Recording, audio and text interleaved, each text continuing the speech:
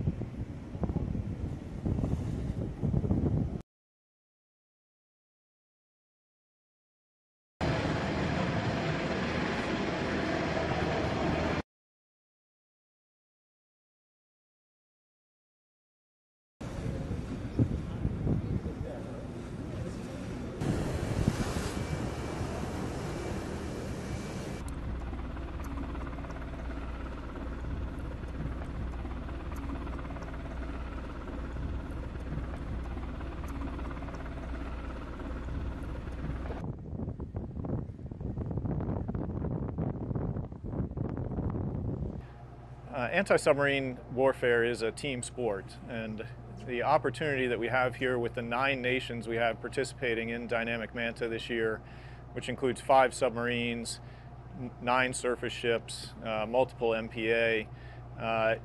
Anti-submarine warfare, being a team sport, requires all of those platforms to operate at their highest end of capability, and then not only individually to be operating at that capability, but to integrate those teams across all those warfare disciplines, whether it's aviation, surface, and submarine. And in this case, most of that will happen under the command of Rear Admiral Scott Sciarretta, who is the commander of our standing NATO Maritime Group 2 here in the Mediterranean. Submarines have always, since their inception, been an asymmetric type threat. And we do know that to counter that asymmetric threat, we have very capable forces between, again, our air, surface, and submarines. So NATO is ready to counter that threat.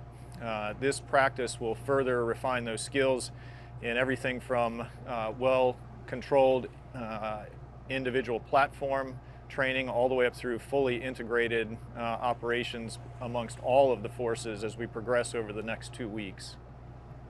from the beginning, submarines have been asymmetrical. So we have the ability to operate undetected, and we control when we're observed. At least that's how we operate inside submarines. We have the ability to watch what's going on in the environment, and behavior doesn't change. So while we're there and we're monitoring enemy activities, the enemy doesn't know that the submarines are around.